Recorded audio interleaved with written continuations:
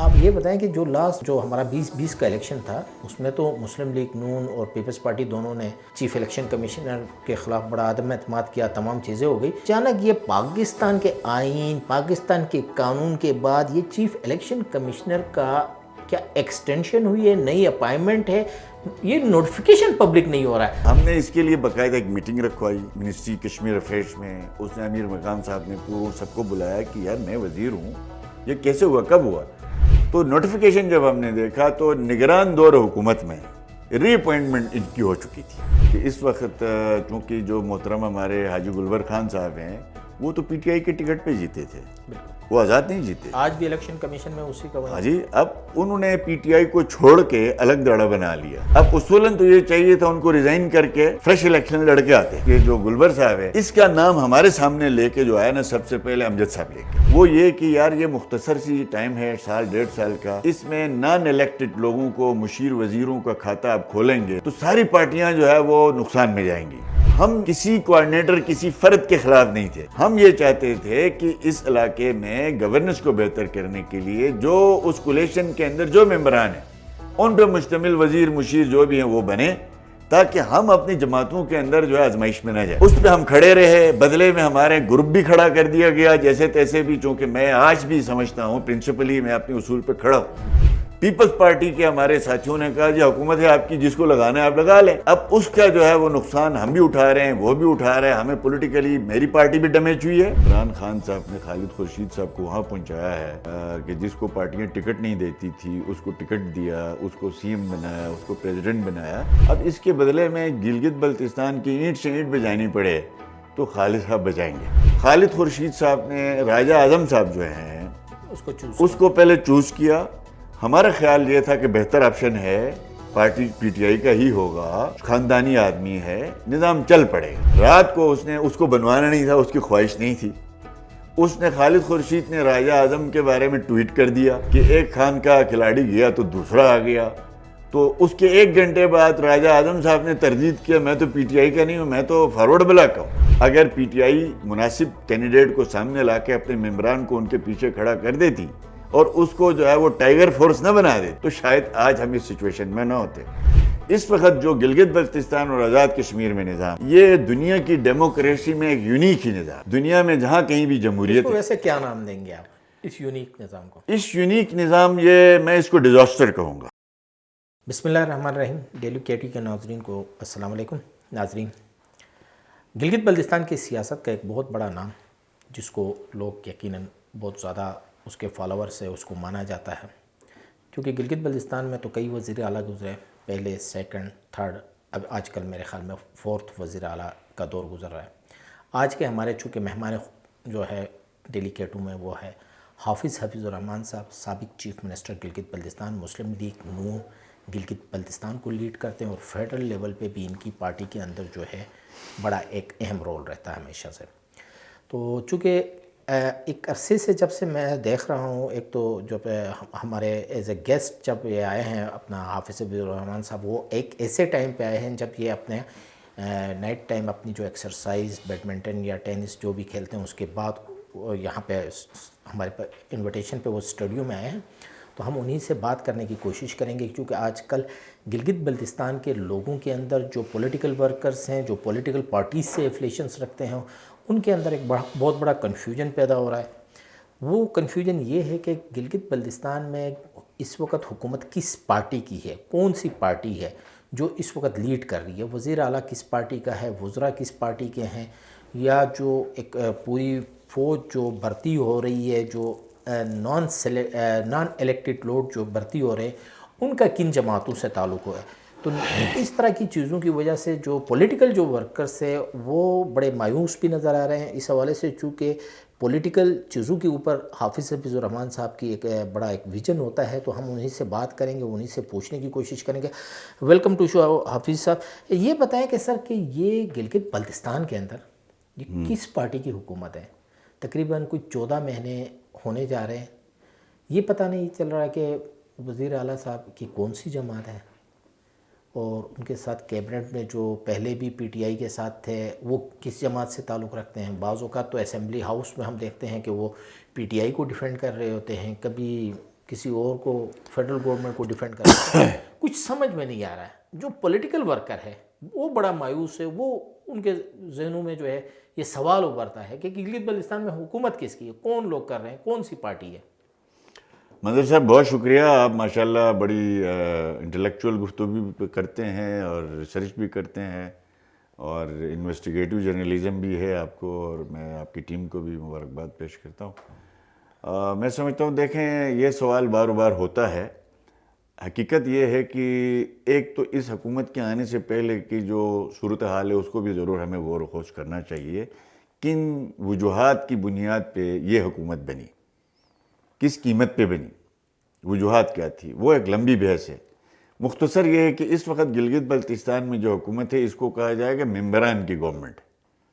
یہ ممبران کی گورنمنٹ ہے, میری پارٹی کے ممبر ہیں اور پارٹیوں کے ممبر ہیں, اس میں پارٹیوں کے ورکر شامل نہیں ہیں.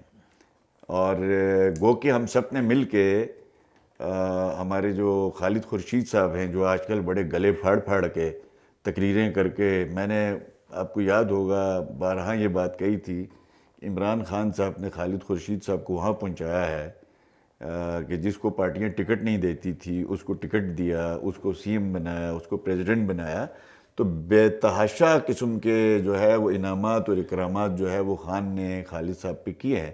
اب اس کے بدلے میں گلگت بلتستان کی اینٹ سے اینٹ بجانی پڑے تو خالد صاحب بجائیں گے کیونکہ خان کو خوش رکھنا ہے. تو اس چکر میں گلگت بلتستان کے اندر جو گورنمنٹ کے وسائل ہیں, آپ کو بخوبی علم ہے کہ وہ بنی گالا اور زمان پارک میں اربوں روپیہ آپ کی جو ہے وہ وہاں ضائع ہو رہے تھے. اس حد تک تو چلو قابل برداشت تھا. اس کے بعد آپ کی پروونشل فورسز کو لے جا کے سیکورٹی اداروں کو, فیڈرل سیکورٹی اداروں کے ساتھ, پنجاب کے سیکورٹی اداروں کے ساتھ جو ہے تصادم کی طرف لے جانے کی کوشش کی گئی. جی بی ہاؤس کو باضابطہ طور پر مفروروں کا ایک اڈا بنا دیا گیا. سی ایم ہاؤس یہاں پہ جو ہے وہ پورے پاکستان کے مفرور یہاں آ کے چھپے ہوئے تھے. تو ایسی صورتحال میں ہم پھر بھی نو کانفیڈنس کے حامی نہیں رہے. آپ سب ساتھی مجھ پہ تنقید کرتے رہے ہیں کہ بھئی نون لیگ نو کانفیڈنس نہیں چاہتی, اس لیے کہ ہمارا چھوٹا سا علاقہ ہے, چھوٹی ایک ڈیموکریٹک اس کلچر کو ڈیولپ نہیں کرنا جی, ہم اس کے حامی نہیں تھے. خرید و فروخت اور ایک ایسی مخلوط حکومت بن جائے جو کمپرومائز پہ کمپرومائز کرے. لیکن وہ خالد صاحب کی حرکتوں کے بعد آدمی کلین ہو تو ٹھیک ہے, اس کو بڑی بات کرتے ہوئے ڈرنا نہیں چاہیے. جب آپ کے پاس گھر میں اور آپ کے چھیت ہی چھیت تھے تو بعد میں آپ عدالتوں میں اپنی کوئی چیز پیش نہیں کر سکے, اور اس کی نااہلی کے نتیجے میں ایک کوحرام آیا. اس کوحرام کو پھل کرنے کے لیے یہ جو ممبران کی گورنمنٹ مارد وجود میں آئی, اس وقت کچھ کمٹمنٹس ہوئی تھی. چونکہ ہم ایز اے سیاسی جماعت سسٹم کو چلانے کے حامی تھے, ہم نو کانفیڈنس کے بھی حامی نہیں تھے. خالد خورشید صاحب نے راجہ اعظم صاحب جو ہیں اس کو پہلے چوز کیا. ہمارا خیال یہ تھا کہ بہتر آپشن ہے, پارٹی پی ٹی آئی کا ہی ہوگا, خاندانی آدمی ہے, نظام چل پڑے گا. رات کو اس کو بنوانا نہیں تھا, اس کی خواہش نہیں تھی. اس نے خالد خورشید نے راجہ اعظم کے بارے میں ٹویٹ کر دیا کہ ایک خان کا کھلاڑی گیا تو دوسرا آ گیا. تو اس کے 1 گھنٹے بعد راجہ اعظم صاحب نے تردید کیا, میں تو پی ٹی آئی کا نہیں ہوں, میں تو فارورڈ بلاک کا ہوں, میں کوئی سینٹر بلاک کا ہوں. تو جس کی وجہ سے یہ صورتحال سامنے آئی. اگر پی ٹی آئی مناسب کینڈیڈیٹ کو سامنے لا کے اپنے ممبران کو ان کے پیچھے کھڑا کر دیتی اور اس کو جو ہے وہ ٹائیگر فورس نہ بنا دیتی تو شاید آج ہم اس سچویشن میں نہ ہوتے. اس وقت جو گلگت بلتستان اور آزاد کشمیر میں نظام ہے یہ دنیا کی ڈیموکریسی میں ایک یونیک ہی نظام ہے. دنیا میں جہاں کہیں بھی جمہوریت ہے, ویسے کیا نام دیں گے آپ اس یونیک نظام کو؟ اس یونیک نظام یہ میں اس کو ڈیزاسٹر کہوں گا.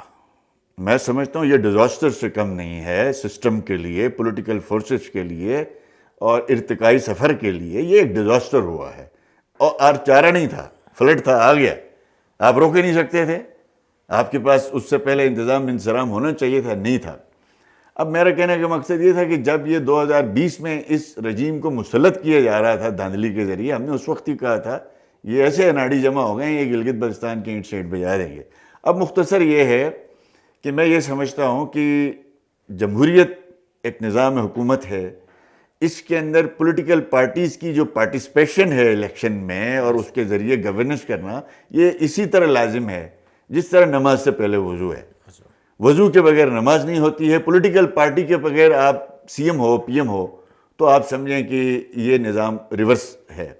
تو میں سمجھتا ہوں کہ آزاد کشمیر کا جو پرائم منسٹر ہے وہ کہ بہت پڑھا لکھا آدمی بھی ہے, اور اس کے باوجود وہاں جو صورتحال آپ نے دیکھی. سر وہ ساری صورتحال دیکھی, گلگت بلتستان کی صورتحال بھی لوگ جو ہے لمحہ بہ لمحہ دیکھ رہے ہیں, چونکہ ہمارے گلگت بلتستان کے لوگ بھی بڑے باشعور ہے, ایک ایک چیز کو مانیٹر بھی کرتے ہیں. عام پبلک جو ہے وہ بڑی سمجھدار ہے.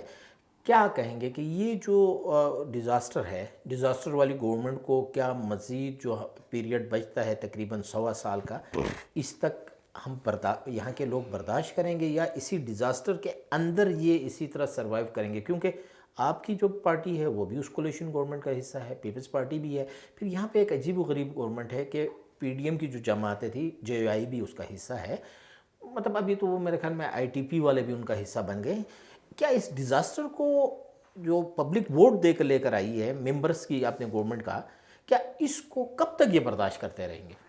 دیکھیں, یہ تو چاہیں گے کہ ہم آخری دن تک رہیں, اس لیے کہ اپنے آپ کو الیکٹڈ گورنمنٹ سمجھتے ہیں. میں سمجھتا ہوں کہ اس وقت چونکہ جو محترم ہمارے حاجی گلبر خان صاحب ہیں وہ تو پی ٹی آئی کے ٹکٹ پہ جیتے تھے, بالکل وہ آزاد نہیں جیتے. آج بھی الیکشن کمیشن میں اسی کا ہاں جی, اب انہوں نے پی ٹی آئی کو چھوڑ کے الگ دڑا بنا لیا, ٹھیک ہے, اپنے ٹکٹ کے خلاف گئے. جس نے بھی اس کو ٹکٹ دیا, خان نے ظلم کیا, غلط کیا, وہ الگ بحث ہے. اب اصولاً تو یہ چاہیے تھا ان کو ریزائن کر کے فریش الیکشن لڑ کے آتے, پرنسپل یہی تھا. انڈیپینڈنٹ اب نہ وہ پی ٹی آئی کے ہیں, نہ وہ مسلم لیگ نون کے ہیں, نہ وہ اور کسی کے ہیں.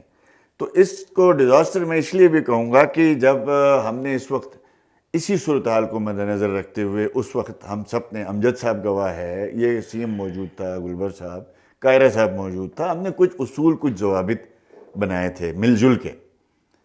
پیپلز پارٹی نے ان کی پہرے کرنے سے انکار کیا بعد میں, امجد صاحب نے.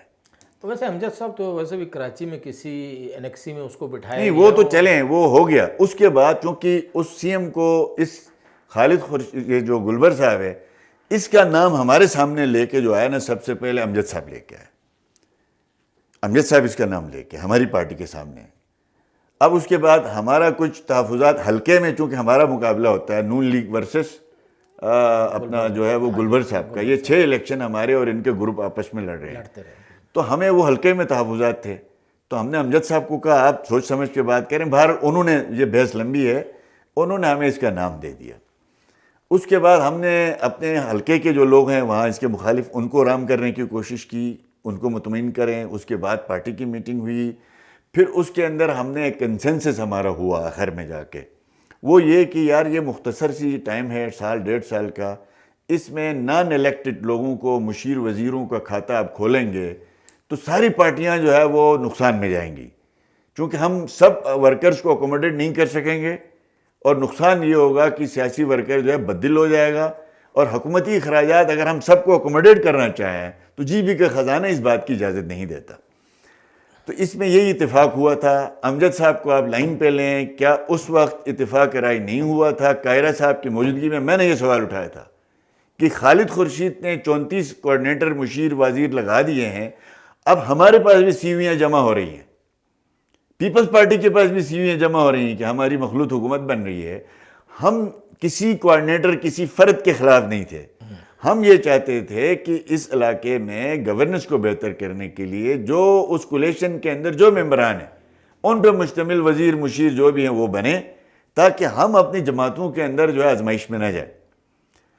اس پہ ہم کھڑے رہے, بدلے میں ہمارے گروپ بھی کھڑا کر دیا گیا جیسے تیسے بھی, چونکہ میں آج بھی سمجھتا ہوں پرنسپلی میں اپنے اصول پہ کھڑا ہوں. پیپلز پارٹی کے ہمارے ساتھیوں نے کہا جی حکومت ہے آپ کی, جس کو لگانا ہے آپ لگا لیں. اب اس کا جو ہے وہ نقصان ہم بھی اٹھا رہے ہیں, وہ بھی اٹھا رہے ہیں. ہمیں پولیٹیکلی میری پارٹی بھی ڈیمیج ہوئی ہے عوام میں. ہم اب کس طرح سے اپوزیشن. اچھا حفیظ صاحب, آپ نے ایک بہت بڑی خبر دی کہ نان الیکٹڈ لوگوں کو رکھنے کی جو اپروول دی وہ پیپلز پارٹی نے دے دی جی, مطلب انہوں نے کھلی چھوٹ دے دی. تو کھلی چھوٹ دینے کے بجائے اس وقت امجد صاحب کے جو ورکرز ہیں وہ بھی تو بہت سارے وہاں پہ عہدہ لینا چاہتے تھے, وہ بھی کوآرڈینیٹر بننا چاہتے تھے, وہ بھی کوئی پولیٹیکل سیکٹری بننا چاہتے تھے. یہ تو عجیب نہیں, تو اس کی وجہ یہ تھی نا کہ امجد صاحب کو اس وقت اندازہ تھا, اس لیے ایک سیاسی آدمی ہے, ایک تجربہ کار آدمی ہے. گورنر ہاؤس میں یہ میٹنگ ہوئی تھی, اتفاق رائے ہوا تھا. اس کے بعد چونکہ جہاں سے بھی دباؤ آیا اتفاق رائے ہونے کے باوجود امجد صاحب کو یہ پورا کوئی پبلک کو دکھانے کے لیے تھا کہ جو کراچی چلے گئے؟ وہ ایک الگ بحث ہے، پھر ہم کسی دن آپ سے کریں گے. وہ پبلک پوسٹرنگ بھی ہوتی ہے، بتا دیں. پبلک پوسٹرنگ تھی میرے خیال میں، چونکہ نام اس وقت ویسے آپ فریش بھی زیادہ ہیں نا، اس وقت ایکسرسائز اپنی کر کے آئے ہیں، یہ چیز بتا دیں. ویسے میں ان کے انٹرنل پارٹی کے معاملات کے اوپر بات نہیں کروں گا. سر آپ نہیں، میں آپ کو یہ عرض کر دیتا ہوں کہ امجد صاحب نے ہی نام دیا تھا. اس میٹنگ کے اندر بھی یہ بات ہوئی کہ ایک صاحب نے یہ کہا کہ یہ سی ایم صاحب تو کہتے ہیں جی مجھے گورنمنٹ چلانی نہیں آتی ہے، حکومت تو نون لیگ اور پیپلز پارٹی نے چلانی ہے. ایک صاحب کا یہ کہنا تھا، میں اس کا نام نہیں لوں گا، کہ جب ہم نے یہ حکومت چلانی ہے تو ہم کیوں نہیں بنے، ہمارے نون یا پی پی سے کیوں نہ بنے. اس بات پہ پھر ہم نے کہا لاؤ جی ممبر ٹیبل پہ رکھو. ہم نے اس کے بعد آ کے ایک اور میٹنگ کی. اس میٹنگ کے اندر یہ طے ہوا، میرے سیکٹریٹ میں ہوئی وہ میٹنگ، یہ میلن سیکٹریٹ میں، پارلیمانی پارٹی جی دونوں پارٹیاں، پی پی بھی آئی، نون لیگ بھی آئی، جے وائی والے بھی آئے. اس میں ہم نے ایک فارمولہ بنایا. اس فارمولے میں ہم نے کہا کہ اگر ہمارا پارٹی کا جو انور صاحب ہیں وہ اگر اپنے ساتھ 4 ممبر پی ڈی ایم کے علاوہ، یعنی پیپلز پارٹی اور جے وائی کے علاوہ لاتا ہے، تو ہم پیپلز پارٹی سے درخواست کریں گے کہ آپ ہمیں سپورٹ کریں. یس. اور اگر امجد صاحب 4 بندے لے کے آتا ہے نون لیگ اور جے وائی کے علاوہ، اپنی پارٹی کے علاوہ، تو ہم ان کو سپورٹ کریں گے. اور اگر یہ ڈیٹ کٹ آف ڈیٹ رکھی گئی تھی کہ 12 کو الیکشن تھا تو 10 تاریخ ہم نے رکھا، 10 تاریخ تک آپ لوگ ہمیں اپنے ممبران شو کریں تاکہ ہم ایک دوسرے کے ساتھ تعاون کریں. تو ہوا یہ کہ جب وہ تاریخ گزر گئی، نہ ہماری پارٹی شو کر سکی بندے، نہ امجد صاحب شو کر سکے. 13 بندے لے کے گلبر صاحب ہم نے اعلان کیا اب جو بندے، وہ حقیقت ہے. گلبر صاحب چیف منسٹر بن گئے، بات ختم ہو گئی. ہم نے آپ کی جو کنڈیشنز تھی کہ نان الیکٹڈ بندوں کو نہ لایا جائے، چونکہ ایکسپینڈیچر کم سے کم ہو، نان ڈیولپمنٹ ایکسپینڈیچر کم سے کم ہو. تو اس وقت پتہ ہے کہ 33 کا جو ہمارا ہاؤس ہے، جس میں 24 ہمارے الیکٹڈ ہے، باقی 6 ویمن سیٹس اور ٹیکنوکریٹس ملا کے کوئی 33 کا ہاؤس ہے. اس کے اندر اگر ہم کیبنٹ کو گنتی کرتے ہیں، کیبنٹ پلس ان کے جو آگے کوآرڈینیٹر، مشیر، اسپیشل اسسٹنٹ، یہ ٹوٹل 29 بنتے ہیں. تو خالد خورشید کے بعد جو رننگ میں سب سے آگے گئی ہے 29 پہ، تو یہ بھی آگے. دیکھیں، یہ صرف میں عرض کر دوں نا کہ یہ بات میں جب یہ اصول طے رہا، جب تک شہباز شریف صاحب وہاں پرائم منسٹر تھے اس نگران میں، اس کمیٹی کے اندر قاہرہ صاحب بھی تھے، سردار ایاز صادق صاحب تھے، خواجہ سعد رفیق صاحب تھے، میں تھا اور قاہرہ صاحب تھا. یہ زوم پہ میٹنگ ہوئی، یہ طے ہوا کہ کوئی نان الیکٹڈ بندہ وزیر مشیر نہیں بنے گا. شہباز صاحب کی جب تک گورنمنٹ رہی، جی بی کے اندر کوئی کوآرڈینیٹر مشیر نان الیکٹڈ نہیں آیا. شہباز صاحب کی گورنمنٹ جب ختم ہو گئی، نگران حکومت جائے مرکز میں، اس دوران یہ سلسلہ شروع ہوا. تو میں نے امجد صاحب کو پیغام بھیجا کہ ہم دونوں مین بڑی پارٹیاں ہیں، 24 کانسٹیچوئنسیز میں ہم جو ہے وہ اپنا ایک روٹس رکھتی ہیں. یہ لوگ تو آج ہیں کل نہیں ہیں، ہم بیٹھتے ہیں، آئیں بیٹھتے ہیں، اس دروازے کو بند کرتے ہیں. امجد صاحب نے تو 2 مرتبہ دھمکیاں بھی دی، پھر پتہ نہیں ان کی کوئی سیٹلمنٹ ہو گئی. لیکن مجھے اس میں سنجیدگی اس لیے نظر نہیں آئی کہ ہمارا جو لا منسٹر تھا اورنگزیب صاحب، ان کے ساتھ بھی ان کی دوستی بھی ہے. تو میں نے ان کو کہا کہ امجد صاحب کو دعوت دیں، ہم کہیں بیٹھ جاتے ہیں، بیٹھ کے ایک لائحہ عمل بناتے ہیں تاکہ یہ نظام ہماری بدنامی کا سبب نہ بنے. ایک دوسرا، میری جماعت کے اندر 50 بندے ہیں جو کوآرڈینیٹر بننا چاہتے ہیں، میں ان میں سے کیسے سلیکٹ کروں؟ ہمیں کہا گیا 3 دے دو، ہمیں کہا گیا، پیپلز پارٹی کو بھی کہا گیا. اب وہ 3 دیتے تھے تو 3 ناراض ہوتے تھے، اس وجہ سے وہ 3 آگے نہیں کر سکے. ہم بھی 3 دینا چاہتے تھے تو 3 اور ناراض ہوتے تھے. تو میں نے پارٹی کے اندر کہا میں ایک بھی نام نہیں دوں گا، اس لیے کہ میں اپنے 1 سال کے لیے ڈیزاسٹر کے اندر شریک نہیں ہونا چاہتا. امجد صاحب کو میں نے بار بار پیغام بھیجا، آئے ہم دونوں مین پارٹیاں ہیں، بیٹھ جاتے ہیں، اس حکومت کے ساتھ بات چیت کرتے ہیں، ان کے اوپر دباؤ ڈالتے ہیں، پریشر ڈالتے ہیں کہ آپ یہ دروازہ مت کھولیں. ہماری پارٹیوں کو بھی آپ آزمائش میں ڈال رہے ہو، جی بی میں عوام میں مزاق بن رہا ہے جی بی کی گورننس. دیکھیں، اس پہ اخراجات اپنی جگہ پہ، جو اخراجات ہیں نا وہ تو ہے ہی ہیں، لیکن اس سے گورننس افیکٹ ہوتی ہے. ایک آدمی وزیر ہے، ادھر ایک آپ نے کوآرڈینیٹر بٹھایا ہوا ہے، ایک آپ نے پارلیمانی سیکرٹری بٹھایا ہوا ہے، وہ جو بیوروکریٹ ہے اس کا ایک سی این ہے، سیکرٹری ہے، ڈائریکٹر ہے، وہ پریشان ہے. میں نے کس کے احکامات ماننے ہیں؟ ایک شمال کی طرف لے جا رہا ہے، ایک مغرب کی طرف لے جا رہا ہے، ایک جنوب کی طرف لے جا رہا ہے، جس کی وجہ سے فیصلہ سازی نہیں ہو پا رہی ہے. گورننس کا بہترین ماڈل یہ دیکھیں، میری جماعت تھی 2/3 میجورٹی تھی. میں نے 2 مشیر لیے تھے، 2 کوآرڈینیٹر لیے تھے، 2 معاون خصوصی لیے تھے، ٹھیک، کیونکہ ہماری 2/3 میجورٹی تھی. میں چاہتا تو 1 درجن لگا سکتا تھا. میں نے اپنے کارکنوں کو ذبح اس لیے کیا، اگر میں ہر ڈسٹرکٹ سے ایک لے لیتا ہوں، کل ڈی سی بیچارہ پریشان ہوگا، اس نے وزیر کی ماننی ہے، کوآرڈینیٹر کی ماننی ہے، کس کے تھرو گورننس ہوگی. تو ہم نے اپنا نقصان کیا. لیکن جی بی کا یہ ریکارڈ ہے کہ 32 ارب روپیہ جناب شگری صاحب جی بی کا نان ڈیولپمنٹ بجٹ تھا. اس میں 28-26 ارب روپے تنخواہیں تھیں. 4 ارب روپے سے صوبے کا اوورآل آپریشن چلایا جا رہا تھا. اس 26 ارب روپے اور 30 ارب روپے میں ہم نے 4 انڈومنٹ فنڈز قائم کیے ریگولر بجٹ میں سے. بالکل وہ پروگرس دیکھیں حفیظ صاحب، وہ آپ کی جو پروگرس ہے اس سے تو چونکہ آپ کا جو 5 سال کا پیریڈ تھا اس سے تو پبلک آگاہ ہے. نہیں منظر صاحب، میں آپ کو جو کمپیریزن کر رہا ہوں معذرت کے ساتھ، وہ یہ ہے کہ آج آپ کا 66 ارب تنخواہ ہے. ہاں 66. آج آپ کے پاس 16 ارب روپیہ نان ڈیولپمنٹ کے اندر گورنمنٹ اخراجات کے لیے ہیں، اور آپ نے 3 سال سے کتوں کو کنٹرول کرنے کے لیے کوئی نظام نہیں بنا سکے. پہلی دفعہ جی بی جب سے بنا ہے ہسٹری میں، 1 مہینے میں 5 افراد کتوں نے کاٹا اور وہ ہلاک ہو گئے. 3 سال سے کوئی مہم نہیں چلی. گورننس کا حال تو یہ ہے ماڈل آپ کا، کہ ہم نے آج سنا تھا کہ گولی مار کے فلاں بندہ فوت ہو گیا، ایکسیڈنٹ میں فوت ہو گیا. ہم نے کبھی نہیں سنا تھا کتے کے کاٹنے پہ کوئی جو ہے دنیا سے چلا گیا. حفیظ صاحب، یہ جو ایکٹیویٹیز ہوئی جیسے آپ نے بتایا ڈیزاسٹر والی گورنمنٹ ہے، ڈیزاسٹر والی گورنمنٹ نے چونکہ شہباز شریف صاحب جب وزیر اعظم تھے نہیں کیا، جو آپ لوگوں کے ساتھ جو کمٹمنٹ ہوئی تھی اس پہ امپلیمنٹ نہیں ہوا. تو کیا یہ جو آپ کا جو پارلیمانی پارٹی ہے جی اس وقت، اس میں غلام محمد صاحب کے علاوہ دیگر کو جو آپ کے اراکین تھے اس کو توڑنے کی یہ گیم اسٹیبلشمنٹ نے کی، یا ان کو اپائنٹ اسٹیبلشمنٹ نے کیا، یا گلبر صاحب کا اپنا کوئی رول تھا؟ دیکھیں یہ جو ہائیبریڈ نظام اس وقت بنا ہے، اس کے اندر بہت سے لوگوں کے سٹیکس ہیں، ٹھیک ہے جی.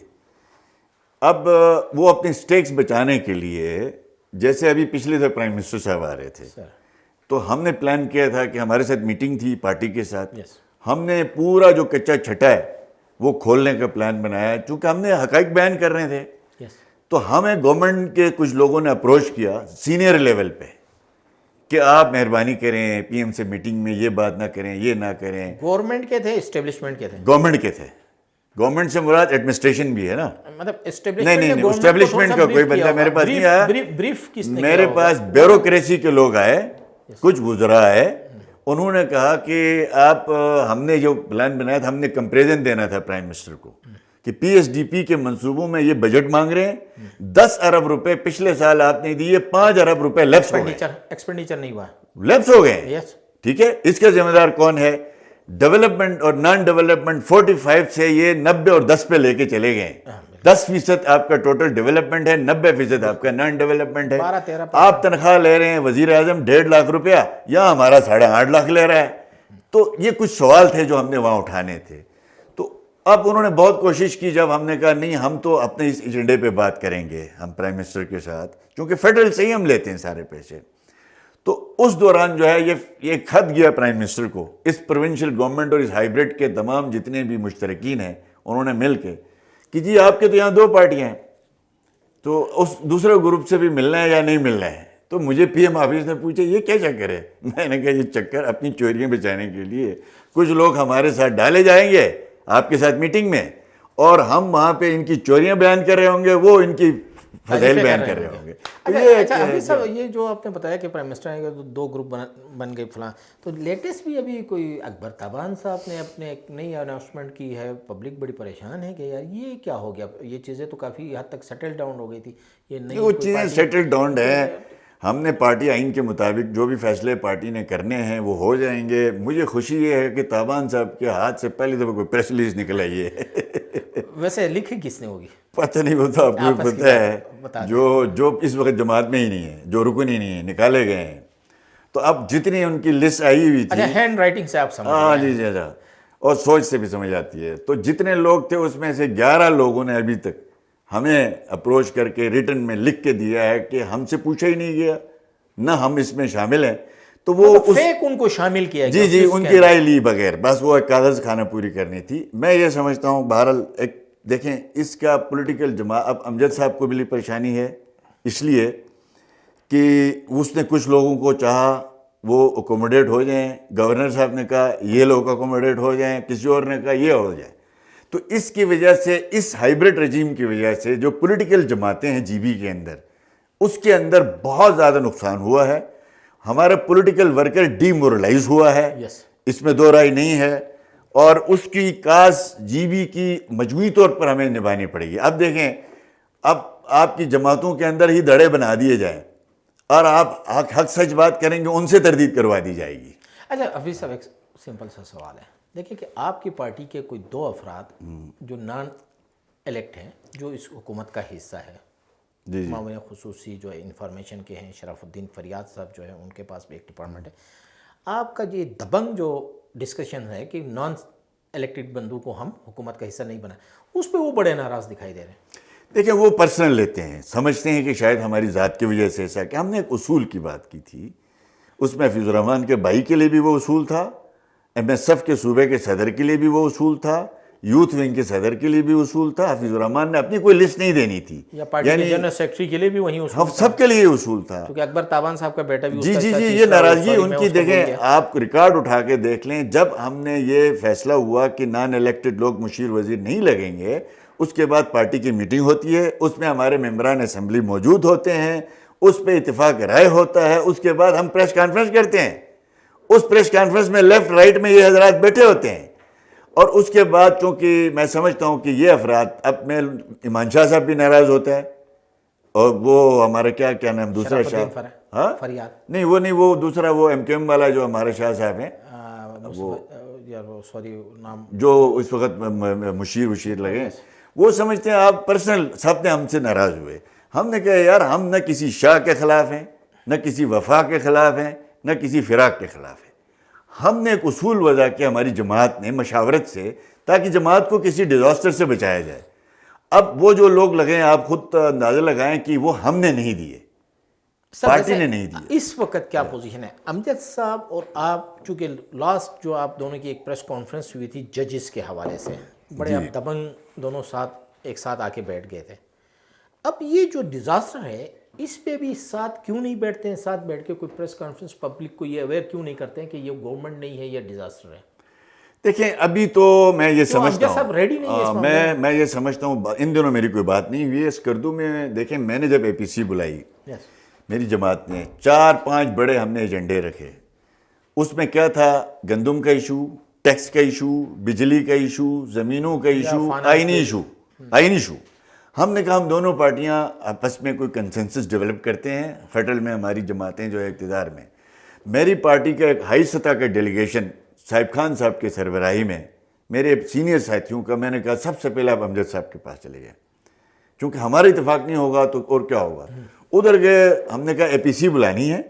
ہم 3 دن کی اے پی سی کرتے ہیں، پولیٹیکل ایکٹیویٹی نہیں ہو رہی جی بی، بیٹھتے ہیں. ہاں، ہم یہ منیمم میکسیمم ایشوز پہ ایک اتفاق رائے کرتے ہیں. تمام سٹیک ہولڈر کو بلاتے ہیں، پریس کو بلاتے ہیں، یونین آف جرنلسٹ کو بلاتے ہیں، چیمبر آف کامرس کو بلاتے ہیں، انجمن تاجران کو بلاتے ہیں، عوامی ایکشن، سب کو بیٹھتے ہیں. یہ 4 ایشوز جب میں سیاست میں آیا تھا نا جی، اور اس وقت یہاں پہ گندم بجلی پہ دھرنے تھے. آج بھی گندم اور بجلی پہ ایشو ہے ہمارا، آج بھی. تو 30 سال بعد ہم نے کوئی پروگریس نہیں کی. تو ہم نے کہا یار منیمم میکسیمم ایجنڈا. امجد صاحب نے کہا جی میں کسی اے پی سی میں نہیں آتا، یہ آپ کے صدر نے یہ کیا، جو بھی بات کی اس نے ہمیں حوصلہ شکنی کی کہ کوئی میں اے پی سیوں میں نہیں آؤں گا، میری جماعت کا کوئی تعلق نہیں. اس کے کچھ عرصے بعد ان کا ڈویژنل صدر میرے پاس آیا، بلتستان ڈویژن کا، بشار ظہیر صاحب. انہوں نے مجھے کہا کہ جی ہم ایک اے پی سی کر رہے ہیں بلتستان میں، آپ کی شرکت ضروری ہے. یہی جو آپ نے جو گفتگو نہیں کہ سیاسی ورکن جو ہے وہ مایوس ہوا، فلاں ہوا، یہ ہوا. میں نے کہا یار میں تو کردو، ان دنوں میں اسلام آباد جا رہا ہوں، وہاں سے واپسی میں آ سکتا ہوں. آپ کے صدر نے ہماری اے پی سی ٹھکرائی، میں ایک سیاسی آدمی ہوں، آپ ایک سیاسی ورکر ہیں، میرے دروازے پہ آئیں، میں انشاءاللہ آپ کے لیے ضرور آؤں گا. اچھا چلو، امجد صاحب نہیں آئے. دیکھیں حفیظ صاحب، آپ کی طرح ایک پولیٹیکل ورکر مہدی شاہ صاحب بھی تھے، فرسٹ چیف منسٹر تھے، سیکنڈ آپ ہیں، آج وہ گورنر کے عہدے پہ. کبھی گورنر کے ساتھ اس گورننس سسٹم، کیونکہ گورنر نے بھی تو صوبے کا گورننس سسٹم کو دیکھنا ہے، جو غیر آئینی یا غیر قانونی چیزیں ہو رہی، کبھی آپ کی مہدی شاہ صاحب کے ساتھ ڈسکس نہیں ہوا اس ایشو کو؟ نہیں، مہدی شاہ صاحب تو اللہ لوگ ہیں جی ماشاءاللہ. ایک تو عمر کے اس حصے میں ہے، عہدہ اس طرح کا ہے. اسٹریٹ فارورڈ ہے نہیں وہ چونکہ اس کے پاس پارٹی کا عہدہ نہیں ہے, ایڈمنسٹریٹو کوئی عہدہ نہیں ہے. آئینی عہدہ ہم جس طرح ہماری جماعت نے پیپلز پارٹی کرتی رہی ہے کہ کچھ لوگوں کو آگے لایا جائے, میں ان چیزوں کا حامی نہیں ہوں. میں سمجھتا ہوں پیپلز پارٹی میں امجد صاحب صدر ہیں, انہی سے بات چیت ہونی چاہیے. ہمیں مل جل, وہ بھی ادھر سن آف سوائل ہے, میں بھی سن آف سوائل ہوں, ہم دونوں ایک محلے کے ہیں, پشتینی باشندے ہیں ادھر گلگت کے, کچھ ہمارے ذمے کچھ فرائض ہیں. تو ہمارا یہی تھا کہ اب آپ کے پاس رہ گیا جی 7 سے 8 مہینے. جو کمٹمنٹ ہوئی تھی فیڈرل لیول پہ بھی اور ہماری آپس میں بھی, وہ یہ تھی کہ جون 2025 میں بجٹ دے کے اسمبلی ڈیزالو کی جائے گی. ہاں وہ ایک ٹھیک ہے جی. اب وہ کمٹمنٹ پوری ہوتی یا نہیں ہوتی, یہ بڑا ٹھیک ہے, یہ بڑا سوال ہے.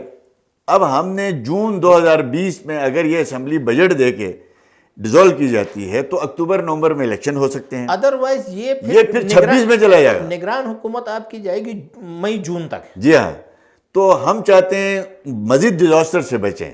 اب اس کے لیے کیا کرنا ہے کہ میری گزارش یہ ہوگی کہ اس وقت جی بی کے اندر جو ایشوز ہیں, دیکھیں ہمیں عوام کی طرف دیکھنا چاہیے.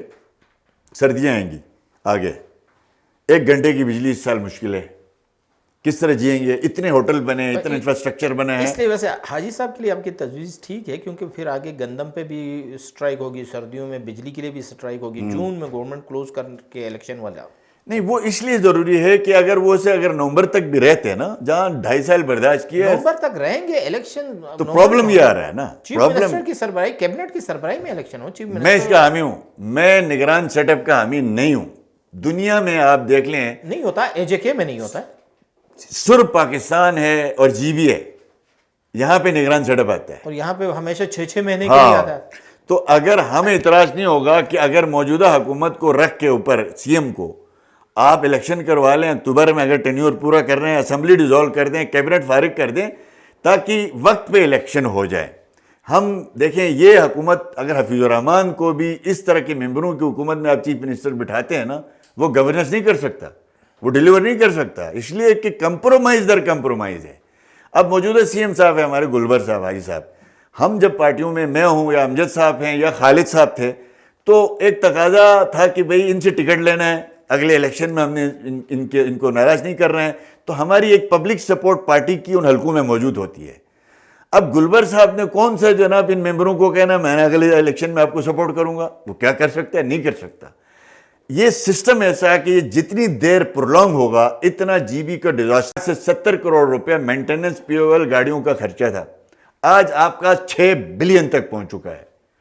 آپ کی جو گاڑیوں کی وہیکل پالیسی تھی جو 2016 کی ہم نے فیڈرل کی لا کے جی بی میں نافذ کی تھی, کار پالیسی, ہاں, جو سٹاف کار رول تھا وہ اڑا دی گئی ہے. اور اس کے بعد اب آپ صورتحال دیکھتے ہیں کہ یہ جو ہائیبرڈ بڑی گاڑیاں, میں آخری بات آپ سے کرتے ہوئے, یہ بہت ضروری ہے یہ پیغام جانا لوگوں کو, عوام کو, اس لیے کہ عوام کی آنکھوں میں خون دیکھ رہا ہوں. وہ اس لیے کہ آلو اور سبزی کا ریٹ پتہ کرنے کے لیے 2 کروڑ کے ویگو میں آپ چلے جائیں گے تو لوگ پھدو نہیں ہیں, لوگ سمجھتے ہیں سسٹم سے لوگوں کا اعتماد اٹھ رہا ہے. اس کے لیے ہماری کچھ تجاویز ہیں, مطلب سمپل یہی ہے کہ یہ آف روٹ جب ہمارا تھا, اسکردو, کھپلو, گزر, ہنزا نگر کچے روڈ ہوتے تھے, تو آپ نے 4x4 بڑی بڑی گاڑیاں رکھی تھی. آج ضرورت ہے کہ جی بی میں فیڈرل سٹاف کار رول نافذ کیا جائے, وہاں گریڈ 22 کا سیکٹری 1600 سی سی کار میں آ سکتا ہے, 1300 سی سی میں آ سکتا ہے. وہاں کا فیڈرل منسٹر 1600 سی سی 1800 سی سی کار میں آ سکتا ہے, تو میرا منسٹر کیوں نہیں آ سکتا؟ وہاں پرائم منسٹر 1.5 لاکھ اور 2 لاکھ تنخواہ پہ گزارا کر سکتا ہے, تو یہاں چیف منسٹر کیوں نہیں کر سکتا؟ اس لیے آپ نے اگر 3 چیزیں آپ نے کرنی ہیں. ویسے حفیظ صاحب, یہ جو منسٹرز کی بات کی, اسمبلی ممبران کی پہ, یہ تو ویسے آپ کے پارلیمانی لیڈر نے ہی بل پیش کیا تھا اسمبلی میں. دیکھیں پرائیویٹ ممبر بل تھا میرے سامنے جب میں چیف منسٹر تھا. اس کو سپورٹ تھی کسی کی؟ نہیں, ممبران کی سپورٹ تھی, امجد صاحب کی بھی تھی, تو سب نے کی ہے نا. دیکھیں نا, وہ اس کی مخالفت ہی نہیں ہوئی. اعتماد کے ٹائم وہ ہاؤس سے نکل کے چلے گئے. یہ دیکھیں آپ ڈسینٹ میں ووٹ نہیں دیتے ہیں, چلے جاتے ہیں, تو آپ کی حمایت میں ہی چلا جاتا ہے.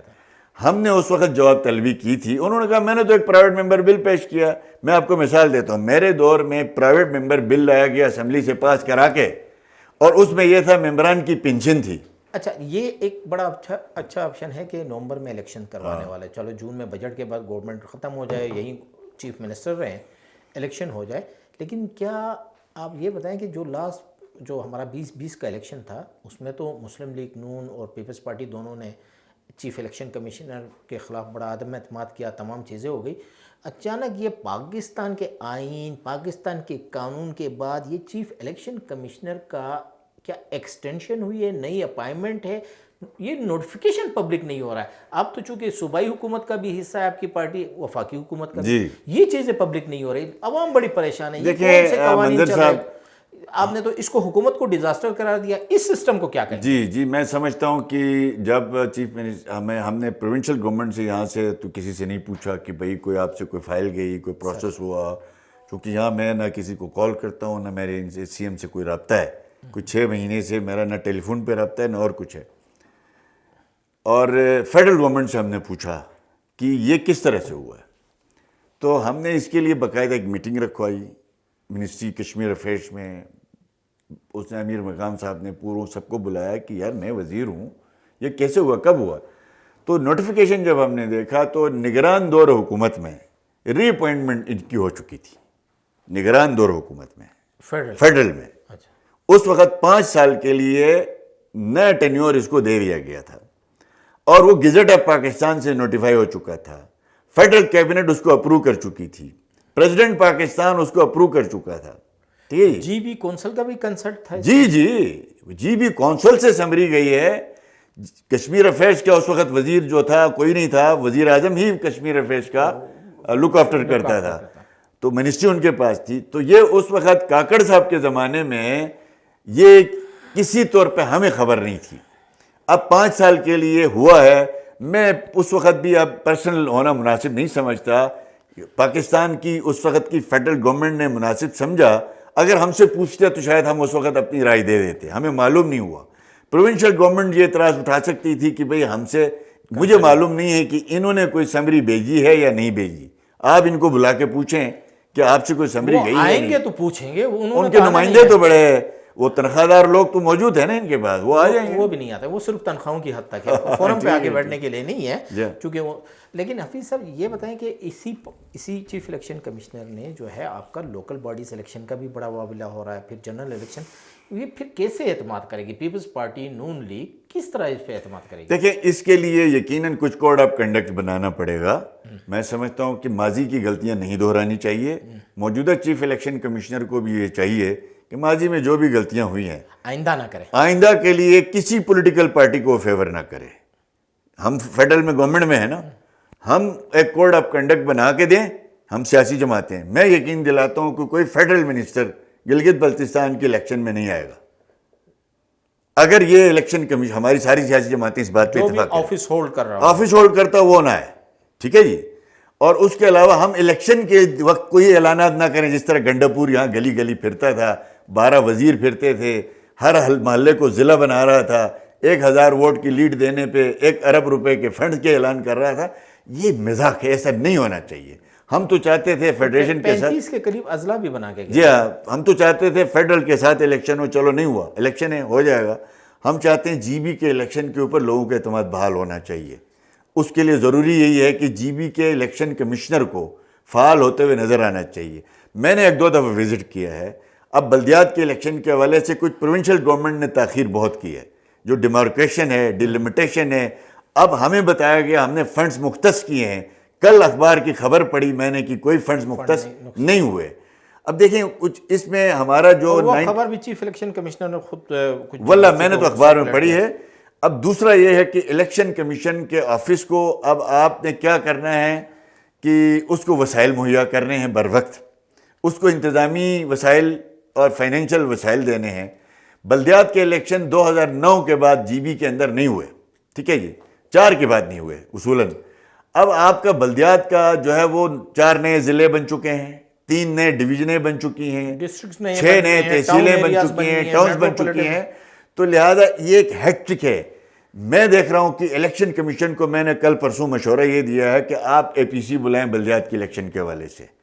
پبلک کی پارٹیسپیشن نظر نہیں آ رہی ہے, آپ پبلک کا انپٹ نظر نہیں آ رہا ہے. آپ کوئی ڈی لمیٹیشن بند کمرے میں بیٹھ کے نہیں کریں گے, فارمولہ بنائیں. دیکھیں ابھی جی بی اسمبلی ہے, 94 میں ڈی لمیٹیشن ہوئی, اس کے بعد نہیں ہوئی. اور کسی فارمولے کے تحت نہیں ہوئی. اب یہاں پہ ایک حلقہ 17,000 کا ہے, ایک حلقہ جو ہے وہ 60,000 کا ہے. قومی اسمبلی اور سینٹ کے اندر باقاعدہ فارمولہ ہے, پاپولیشن وائز. ٹھیک ہے. اب ہم یہ چاہتے ہیں یہاں ضلع کونسل کا ایک حلقہ ہے, اس کے لیے منیمم میکسیمم ایک ووٹر, ایک آبادی فکس ہو. ایک میونسپل کمیٹی کتنی آبادی پہ بنے, ایک یونین کونسل کتنی آبادی پہ بنے, یہ ایک پیرامیٹر فکس ہو, سیاسی جماعتیں انوالو ہو. حفیظ صاحب یہ تمام چیزیں ہوں گے. ڈیزاسٹر گورنمنٹ کو آخری, چونکہ ان کا آخری جو ہے وہ 1.25 سال کا پیریڈ ہے, آخری تجویز کیا دیں گے مختصر سے؟ میں ان سے گزارش کروں گا, دیکھیں آج بھی وقت ہے, یہ بھی گلگت بلتستان کے حلقوں میں انہوں نے جا کے فیس کرنا ہے. برائے مہربانی یہ جو پی ایس ڈی پی کا جو اسکیمیں ہیں نا جی بی کے اندر 200 ارب کے, ان منصوبوں کے اندر سے للچائی ہوئی نظروں سے نہ دیکھیں ان کو. ایک دوسرا, ان کے ایشوز کو حل کریں, اور وہ 7-8 ارب روپے جو آ رہے ہیں پر وقت ان کی یوٹیلائزیشن کریں تاکہ ہمارے پاور پروجیکٹ کمپلیٹ ہو سکے. دوسرا میں مشورہ یہ دوں گا کہ مزید ایکسپینڈیچر کرنے سے مزید خزانے پہ بوجھ آپ نہ بنیں. آپ مزید اخراجات کم کرنے کے لیے آج بھی دیکھیں, میں بہت ضروری یہ بات ہے, آپ سے یہ گزارش کروں گا, مخلوط حکومتوں کا جہاں ڈیزاسٹر ہوتا ہے وہاں کچھ اپرچونٹیز بھی ہوتی ہیں.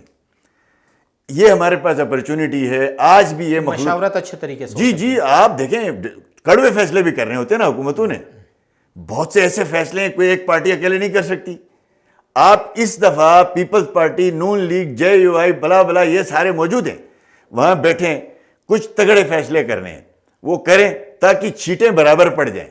سر حکومت کو آپ نے مشورہ دے دیا, آپ کی جو پارٹی کو تھوڑا سا ڈیوائیڈ کیا گیا پارلیمانی سطح پہ, ان کو کیا مشورہ دیں گے؟ پبلک آپ کا مشورہ سننا چاہتی ہے, آپ کے پارٹی کے ورکرز, آپ کے وہیں ساتھی, وہیں کل بھی آپ لوگوں نے اکٹھے رہنا ہے, الیکشن لڑنا ہے. جی میں سمجھتا ہوں کہ پارٹی کے اندر ورکرز کے اعتماد جیتے. سابق ڈپٹی اسپیکر صاحب ہیں. نہیں میں کسی کا نام نہیں لوں گا, ہو سکتا ہے کچھ جماعت میں ہیں, کچھ ابھی جماعت میں نہیں ہیں, کچھ ہو سکتا ہے آنے والے وقت میں جماعت میں نہیں ہوں گے. دیکھیں جماعت کا ایک ڈسپلن ہوتا ہے, ہم پولیٹیکل پارٹیاں ایک نرسریاں ہیں. آپ کے قائد کو آپ کے سامنے گالیاں پڑ رہی ہیں, آپ جواب نہیں دے سکتے ہیں, اس کے ٹکٹ پہ آپ جیتے ہیں, اس کے ٹکٹ پہ آپ وزیر بنے ہیں. آپ کی جماعت کی ایسی کی تیسی ہو رہی ہے آپ کے سامنے, آپ اس کے سامنے آواز نہیں اٹھا سکتے. آپ پارٹی کا عہدہ رکھتے ہیں لیکن پریس ریلیز لکھ کے گورنمنٹ کی 2 نمبریاں بیان کرنے کے لیے آپ تیار نہیں ہیں. تو ایسے لوگ جماعت کے اندر نہیں چل سکیں گے, ورکروں کی تائید حاصل نہیں کر سکیں گے.